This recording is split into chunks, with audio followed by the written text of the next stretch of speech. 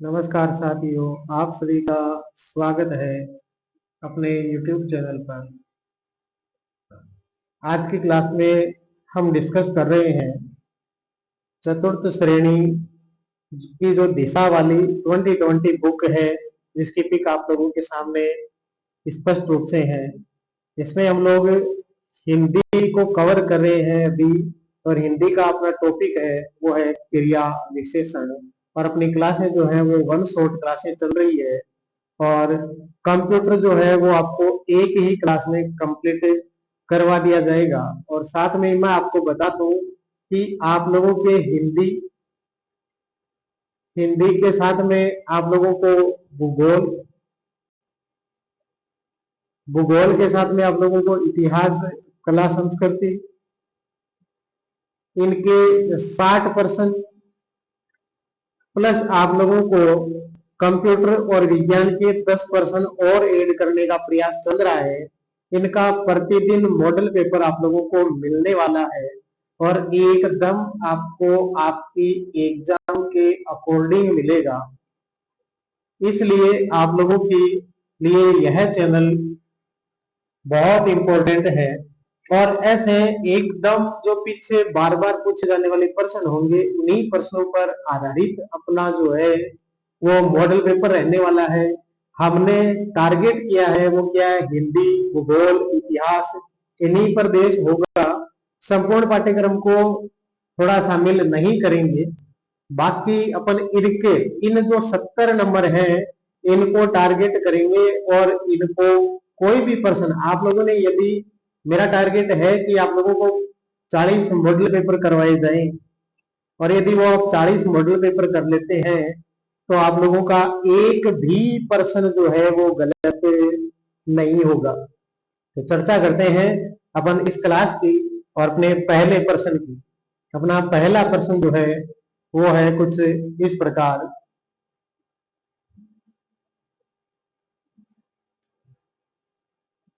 देखते हैं क्रिया कितने प्रकार की होती है। तो क्रिया जो है यहाँ पर दो प्रकार की होती है। क्रिया कितने प्रकार की होती है? दो प्रकार की होती है। यहाँ पर इसका आंसर दो ही क्यों आया वो देखते हैं इसकी व्याख्या में। व्याख्या दी गई है कि व्याख्या जो है वो कर्म के आधार पर क्रिया के कितने भेद होते हैं, तो दो भेद होते हैं। और जिन एग्जामों में ये प्रश्न पूछा गया था ना, उनमें कर्म के आधार पर जो है वो क्रिया के भेद सिलेबस में था। इसलिए इसका आंसर जो है वो दो भेद माने गए। एक तो होती है सकर्मक क्रिया और एक अकर्मक क्रिया। तो क्रिया कर्म के आधार पर दो प्रकार की होती है। सकर्मक क्रिया होती है, दूसरी अकर्मक क्रिया होती है। सकर्म स साथ में कर्म जुड़ा हो तो या फल जो है वो कर्म पर पड़ता है तो सकर्मक है, और कर्म को छोड़कर फल किसी अन्य पर पड़े तो वो अकर्मक होगी। अब देख लेते हैं इसमें। कर्म के साथ जिस क्रिया का फल कर्ता को छोड़कर कर्म पर पड़े वह क्रिया सकर्मक क्रिया कहलाती है। मतलब क्रिया का फल जो है वो किस पर पड़े? कर्म पर, तो वो क्रिया कैसी? सकर्मक होती है। जैसे सतीश ने केले खरीदे, बच्चा दूध पी रहा है, मोहन आम खाता है। सकर्मक क्रिया की पहचान के लिए जो कर्ता और जो क्रिया है इनके बीच में आप क्या लगाकर प्रश्न करोगे तो आपको उत्तर मिलेगा केले और दूध। जैसे यहाँ पर दिया हुआ है बच्चा क्या पी रहा है, बच्चा करता है, पीना क्रिया है, बीच में क्या लगाया, प्रश्न किया तो उत्तर आया दूध। इसी तरह सतीश ने क्या खरीदे, सतीश करता है, ने प्रसर्ग है, खरीदना क्रिया है, और क्या यहाँ पर लगाकर प्रश्न किया तो उत्तर आया केले। अतः खरीदना और पीना सकर्मक क्रिया है। अकर्मक क्रिया किसे कहते हैं? तो कर्म रहित क्रिया अकर्मक क्रिया कहलाती है। जिस वाक्य में कर्म उपलब्ध नहीं होता है वो अकर्मक है। कर्म के आधार पर क्रिया के कितने भेद? दो भेद, एक सकर्मक एक अकर्मक। सकर्मक क्रिया में कर्ता और क्रिया के बीच में क्या लगाकर प्रश्न करना है। चलते हैं अगले क्वेश्चन की ओर। अगला क्वेश्चन है वो है कपिल आम खाता है। कर्ता है, क्रिया है, बीच में क्या लगाकर प्रश्न करो। क्या लगाकर प्रश्न करेंगे तो सर उत्तर आ रहा है आम। क्या खाता है? कपिल आम खाता है। तो यह सकर्मक क्रिया हो जाएगी, ऑप्शन नंबर 4। नेक्स्ट क्वेश्चन है निम्नलिखित में सकर्मक क्रिया युक्त वाक्य कौन सा है।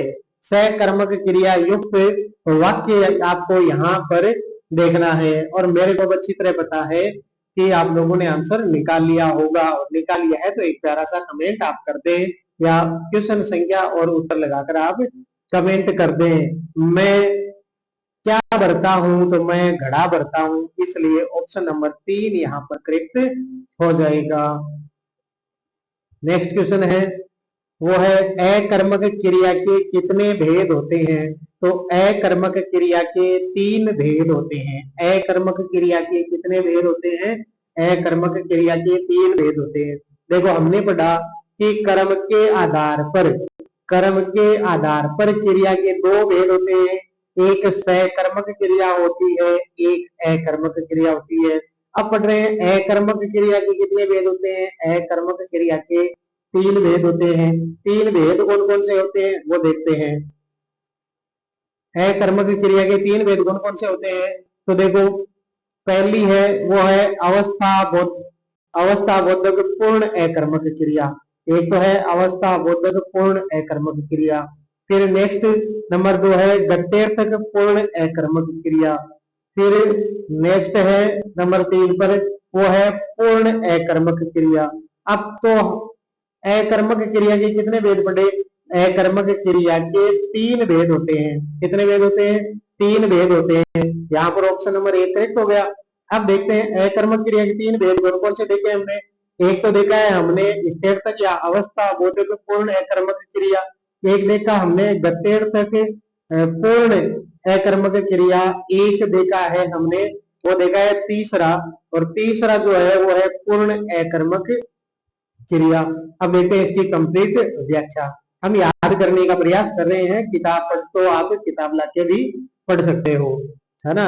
टाइम लगे भले लेकिन अपने को याद हो जाना चाहिए। अकर्मक क्रिया जिस वाक्य में क्रिया का सीधा असर फल कर्ता पर पड़े वे क्रियाएं अकर्मक क्रिया कहलाती है। अर्थात कर्म रहित क्रिया अकर्मक कहलाती है। असर जो है वो फल कर्ता पर पड़े, मतलब किस पर पड़े? फल कर्ता पर पड़े, वो अकर्मक क्रिया होती है। जैसे बच्चा रोता है, रमा पढ़ती है, दिनेश हंसता है। अब इसकी पहचान क्या है? अकर्मक क्रिया की पहचान देखो क्या है। सकर्मक क्रिया में कर्ता और क्रिया के बीच में हमने क्या से प्रश्न किया था, और अब देखते हैं कि इसमें अकर्मक क्रिया में पहचान क्या है। वाक्य की क्रिया के साथ में कर्ता और क्रिया के बीच में लगा रहे थे। अब क्रिया के साथ कौन लगाकर प्रश्न किया जाए तो कर्म से बच्चा, रमा, दिनेश आते हैं। जैसे बच्चा रोता है तो प्रश्न बनेगा कौन रोता है, उत्तर हो जाएगा बच्चा रोता है। तो ये इस प्रकार से यहाँ पर अकर्मक क्रिया पहचान सकते हैं। अब है अकर्मक क्रिया के 3 भेद होते हैं। कि पहली है स्थिरतक या अवस्था बोधक पूर्ण अकर्मक क्रिया। स्थिरतक या अवस्था बोधक पूर्ण अकर्मक क्रिया, इसमें देखो यह क्रिया स्थिरता का बोध कराती है तथा बिना पूरक पद या कर्म के पूर्ण अर्थ देती है। यह स्थिरता का बोध कराती है और इसमें ना तो पूरक पद होता है और ना जो है वो कर्म होता है, फिर भी यह स्थिरता का बोध कराती है, इसलिए इसे स्थिरतक या अवस्था बोधक क्रिया कहते हैं। जैसे हाथी सो रहा है, वह बैठी है, जीवन पानी की बूंद है, वह छत पर है, ताजमहल आगरा में स्थिर है ना, राम दिल्ली में है। ये अकर्मक क्रियाएं स्थिति, अवस्था, अनुमति, दशा आदि का क्या कराती हैं? बोध कराती हैं, है ना। तो ये आपकी जो है अवस्था बोधक पूर्ण अकर्मक क्रिया हो गई। दूसरी है गत्यर्थक पूर्ण अकर्मक क्रिया। यह क्रिया कर्ता की गतिशीलता का क्या कराती है, बोध कराती है, लेकिन पूर्णार्थ के लिए किसी पूरक पद या कर्म की आवश्यकता नहीं होती है।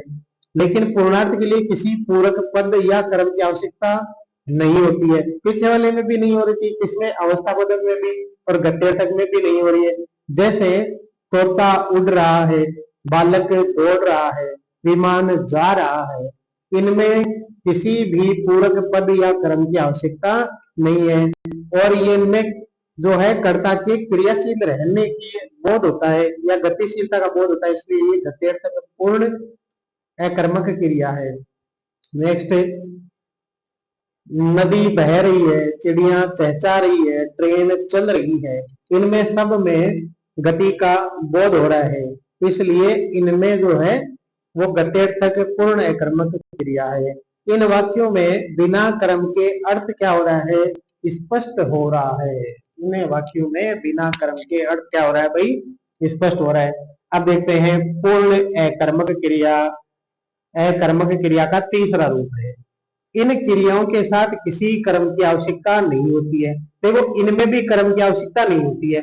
हमने पढ़ा कि पूरक पद और कर्म दोनों की आवश्यकता नहीं होती है अवस्था बोधक में और गत्यर्थक पूर्ण अकर्मक क्रिया में, लेकिन कर्म की आवश्यकता तीनों में नहीं होती है, और पूरक पद की आवश्यकता जो है वो होती है, इसमें पूर्ण अकर्मक क्रिया में इसमें आवश्यकता होती है। कालवाचक सहायक क्रिया प्राय इसे श्रेणी में आती है, जैसे वह था, अन्ना स्वस्थ है, सवेरा हुआ, सूरज निकला, इसमें कालवाचक सहायक क्रिया भी आती है। नोट, क्रिया का अकर्मक व सकर्मक रूप उसके प्रयोग पर निर्भर करता है। अकर्मक क्रिया भी प्रयोगों में सकर्मक हो सकती है तथा सकर्मक का प्रयोग अकर्मक के रूप में हो सकता है। कुछ क्रियाएं दोनों रूपों में प्रयुक्त होती है, ऐसी क्रियाओं को उभय विधि को दूसरा नाम द्विविधि भी कहते हैं। चलते हैं अगले क्वेश्चन की ओर। अगला क्वेश्चन है वो है, जिस वाक्य में क्रिया का सीधा फल कर्ता पर पड़े उसे कहते हैं। कर्म पर पड़ता है तो सर सकर्मक, और किसी अन्य पर पड़ता है तो हम कहते हैं अकर्मक। ऑप्शन नंबर 2 हो जाएगा। नेक्स्ट, अकर्मक क्रिया से युक्त वाक्य को चिन्हित कीजिए। अकर्मक क्रिया की पहचान में क्रिया से कौन लगाकर प्रश्न करते हैं। क्रिया से कौन घबराता है, जी घबराता है ना। सिर देखो, सिर से प्रश्न करें तो हो सकता है क्या भाई, सिर को तो खुद को खुजलाना पड़ता है ना।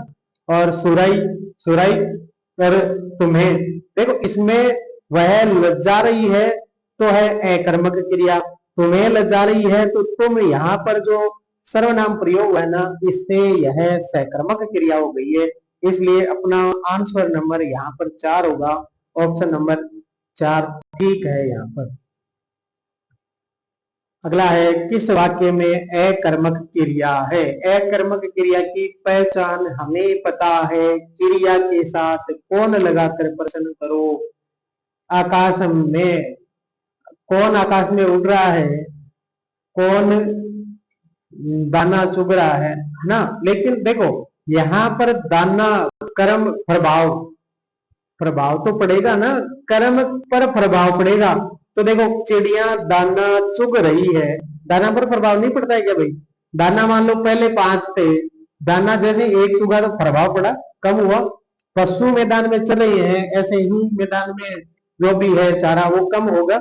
अध्यापक बच्चों को पढ़ा रहा है, पहले बच्चों को ज्ञान कम था, अब थोड़ा ज्यादा हुआ है तो प्रभाव पड़ रहा है। लेकिन पक्षी आकाश में उड़ रहा है, यहाँ पर कोई प्रभाव पड़ रहा है सर, क्या प्रभाव पड़ेगा, आकाश तो है वैसा का वैसा ही, इसमें कोई प्रभाव नहीं पड़ेगा, इसलिए पक्षी कहीं पर भी उड़े आकाश में कोई फर्क नहीं पड़ता है। और जब फर्क नहीं पड़ता है तो क्रिया अकर्मक होगी, जब कर्म पर प्रभाव नहीं पड़ता है तो अकर्मक होगी। अब देखो व्याख्या देख ले। विकल्प 1 के वाक्य में उड़ना क्रिया का प्रभाव कर्ता पक्षी पर ही पड़ रहा है, है ना, न कि कर्म आकाश पर। अतः यहाँ पर क्रिया कौन सी है? अकर्मक क्रिया है। बहुत अच्छा भाई, यदि आपको वीडियो अच्छा लग रहा है तो इसे लाइक करें, चैनल को सब्सक्राइब करें और अपने यार दोस्तों के पास शेयर जरूर करें भाई। याद रखना, मॉडल पेपर आप लोगों के बीच आने वाले हैं और वो भी आप लोगों के सिलेबस के अकॉर्डिंग। जहां जहां से जितने प्रश्न आते हैं, शुरुआत में मैं प्रश्न कराने वाला हूँ। दिशा 2020 में जो प्रश्न ज्यादा बार पूछे गए हैं उन प्रश्नों को लेकर आने वाला हूँ मैं। मेरी तरफ से एक भी प्रश्न नहीं लेकर आऊंगा। यहाँ पर जितनी भी कक्षाएं हैं वो दिशा 2020 जो बुक है उस पर आधारित होगी। लेकिन हाँ, मॉडल पेपर में जो क्वेश्चन होंगे ना, वो केवल चतुर्थ श्रेणी पर आधारित नहीं होंगे, वो सभी किताबों पर आधारित होंगे। इसलिए आप लोग तैयार रहें उन मॉडल पेपर के लिए, वो आप लोगों के लिए रामबाण होंगे। प्रत्येक सब्जेक्ट की दिशा 2020 की जो अपने सिलेबस के अकॉर्डिंग है वो अलग अलग बुक्स लाकर उनके अकॉर्डिंग आपको प्रश्न पेश किए जाएंगे। बार बार पूछे जाने वाले प्रश्न होंगे, इसलिए आप लोगों के लिए वो रामबाण होंगे। अब देखते हैं 8वां क्वेश्चन। द्विकर्मक क्रिया प्रयुक्त हुई है। द्विकर्मक क्रिया प्रयुक्त हुई है। द्विकर्मक, द्वि का मतलब दो, द्वि का मतलब सर दो होता है, कर्म का मतलब कर्म होता है। मतलब ऐसी क्रिया जिसमें दो कर्म है वो देखना है। अब यहाँ पर आप सीधे सीधे पढ़ोगे ना कि अध्यापक ने छात्र को पुस्तक पढ़ाई। पढ़ाना क्रिया है, अध्यापक करता है। कर्म जो है वो छात्र है और पुस्तक जो है वो भी कर्म है। देखो यहाँ पर गौण कर्म छात्र है, पुस्तक जो मुख्य कर्म है ना। तो यहाँ पर दो कर्म दिखाई दे रहे हैं, इसलिए यहाँ पर द्विकर्मक क्रिया इस ऑप्शन में होगी।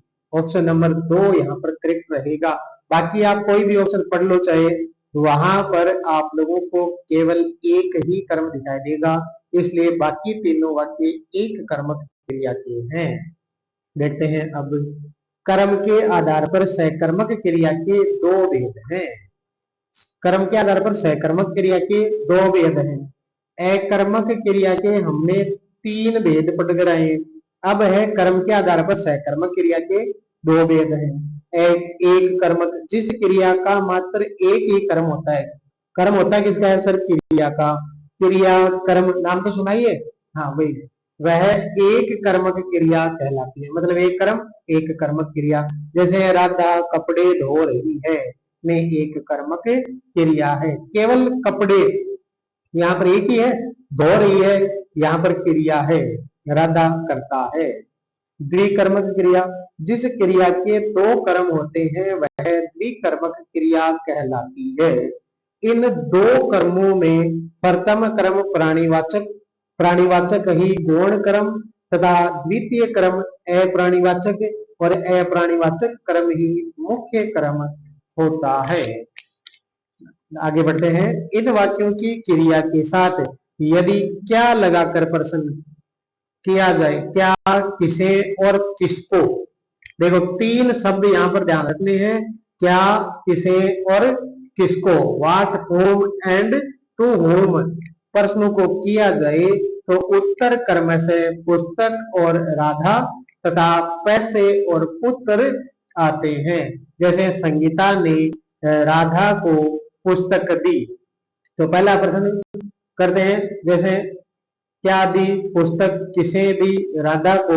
अतः द्विकर्मक क्रिया की सबसे बड़ी पहचान यही है, क्या और किसे से प्रश्न कर लो आपको उत्तर मिल जाएगा। किसे की किसको दी तो भी आपको मिल जाएगा, राधा को। और क्या दी, क्या दी उत्तर आए तो वो मुख्य क्रम होगा, और किसे या किसको दी तो वो प्राणीवाचक होगा और वो गौण कर्म होगा। तो हमने जो कर्म के आधार पर क्रिया पढ़ी, 2 प्रकार की पढ़ी, सहकर्मक क्रिया और अकर्मक क्रिया। सहकर्मक क्रिया 2 प्रकार की होती है, एक कर्मक क्रिया और द्विकर्मक क्रिया। अकर्मक क्रिया 3 प्रकार की होती है, एक होती है अवस्था, एक होती है अवस्था बोधक, अवस्था बोधक, अवस्था बोधक पूर्ण अकर्मक क्रिया। दूसरी आप लोगों की है वो गतिशील पूर्ण अकर्मक क्रिया, और तीसरी जो है तो वो आप लोगों की होती है पूर्ण अकर्मक क्रिया। तीसरी पूर्ण अकर्मक क्रिया होती है। चलते हैं अगले क्वेश्चन की ओर। अगला क्वेश्चन है वो है जहां एक क्रिया के समाप्त होने के तुरंत बाद दूसरी पूर्ण क्रिया के होने का बोध होता है। जैसे उदाहरण भी दिया, सेम जैसा पेपर में आया वैसा ही है। जैसे दिनेश पढ़कर सोया, वहां पहली क्रिया जो पहले घटित होता है या जो क्रिया पहले घटित होती है वो पूर्वकालिक क्रिया कहलाती है। Option number 2। एक क्रिया होने के बाद में जो दूसरी क्रिया हो रही है उससे मतलब जो पहले क्रिया हुई है ना वो आप लोगों की पूर्वकालिक क्रिया कहलाती है। नेक्स्ट व्याख्या देखते हैं। पूर्वकालिक क्रिया जब किसी वाक्य में दो क्रियाएं प्रयुक्त हुई है, मतलब द्विकर्मक है, कर्म के सहकर्मक और उनमें द्विकर्मक, और द्विकर्मक में क्या होगा उसके बाद में एक क्रिया दूसरी क्रिया से पहले संपन्न हुई हो, एक क्रिया दूसरी क्रिया से पहले संपन्न हुई है तो पहले संपन्न होने वाली क्रिया पूर्वकालिक क्रिया कहलाएगी। तो जो पहले घटित हुई है क्रिया वो पूर्वकालिक। जैसे दिनेश पढ़कर सो गया, तो यहाँ पर जो पढ़कर उसके बाद सोया है ना तो ये पढ़कर पूर्वकालिक है। देख लेते हैं, यहाँ सोने से पूर्व पढ़ने का कार्य हो गया, अतः पढ़कर क्रिया पूर्वकालिक क्रिया कहलाएगी। मूल धातु में कर या करके लगाने से सामान्य क्रिया को पूर्वकालिक क्रिया का रूप दिया जाता है। जैसे पढ़कर, जैसे नहाकर, खाकर, पढ़कर, सोकर इत्यादि है वो पूर्वकालिक क्रिया में परिवर्तित हो गए हैं। नेक्स्ट क्वेश्चन, कौन सा कथन सही नहीं है? देखो, प्रेरणार्थक क्रियाएं सदैव सहकर्मक ही होती है, बिल्कुल सही बात है। जैसे राधा ने कृष्ण से कपड़े धुलवाए तो सहकर्मक होगी, सहकर्मक में भी द्विकर्मक बोल दिया मैंने। भाववाच्य केवल अकर्मक क्रियाओं में ही होता है, बिल्कुल ठीक बात है। भाववाच्य केवल अकर्मक में ही होता है। कर्मवाच्य अकर्मक और सहकर्मक दोनों क्रियाओं में होता है। अरे भाई, कर्मवाच्य है तो वो अकर्मक थोड़ी ना होगा, वो तो सहकर्मक ही होगा। अतः यहाँ पर ऑप्शन नंबर 3 आपका गलत और इस क्वेश्चन का आंसर है। चौथा ऑप्शन है कृतवाच्य भी अकर्मक और सहकर्मक दोनों क्रियाओं में होता है। बिल्कुल हो सकता है सर, कैसे? सहकर्मक आप लोगों को पता है, अकर्मक मैंने बोल दिया पक्षी उड़ रहे हैं।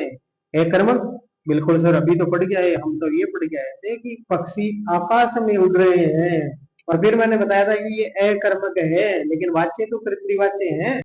बिल्कुल सर है। तो फिर